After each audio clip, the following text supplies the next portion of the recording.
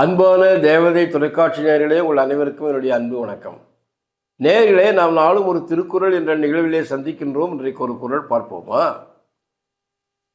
நன்றியில் செல்வம் என்ற அதிகாரத்திலிருந்து 1002வது குறளை இன்றைக்கு பார்க்கிறோம். இந்த குறளிலே வள்ளுவர் என்ன சொல்கிறார் என்றால், இப்போ நமக்கு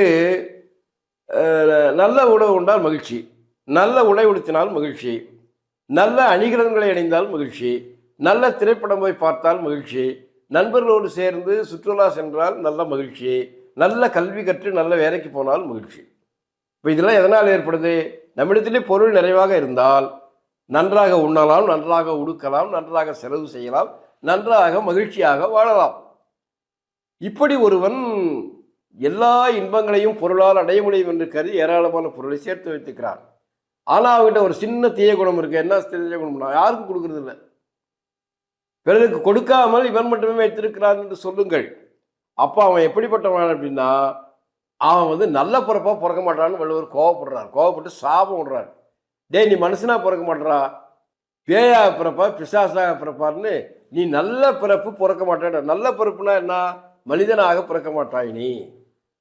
அப்போ பேயாய், பிசாசாய், நாயாய், நரியாய், இப்படிதான் ஒரு சிறப்பில்லாத பிறப்பு தாண்டா நீ பிறப்புன்னு சாபம் விடுறார்.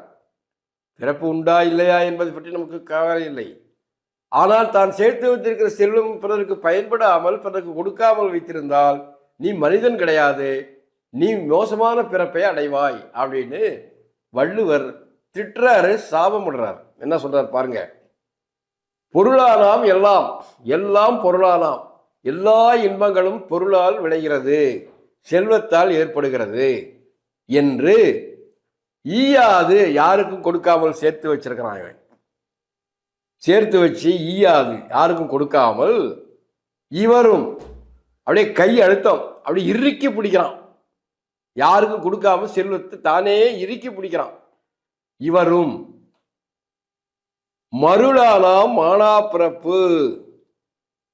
மருள்னா மயக்கம், தெளிவில்லாதது, அறிவில்லாதது, மயக்கம். மானா பிறப்பு, சிறப்பில்லாத பிறவியை அடைவான். யாரு? பொருளினால் எல்லா இன்பங்களும் கிடைக்கும் என்று அந்த பொருளை சேர்த்து வைத்து பிறருக்கு கொடுக்காமல் கையை இறுக்கி பிடித்து கொண்டிருக்கிறான் பாருங்க, அவன் தெளிவில்லாதவன், அவன் சிறப்பில்லாத பிறப்பை அடைவான் அப்படின்னு வள்ளுவர் திட்டுகிறார். இப்பொழுது இந்த குறளை மீண்டும் பார்ப்போமா? பொருளானாம் எல்லாம் என்று ஈயாது, இவரும் மருளானாம் மானா பிறப்பு. இப்பொழுது ஆங்கில வடிவத்தை பார்ப்போமா? He who knowing that wealth yields every pleasure accumulates it but is so blind as to lead a miserly life will be born a demon. அன்பான தேவதை தொலைக்காட்சியர்களே, உங்கள் அனைவருக்கும் என்னுடைய அன்பு வணக்கம். நாம் மீண்டும் இதே நேரத்தில் சந்திப்போம். நன்றி, வணக்கம்.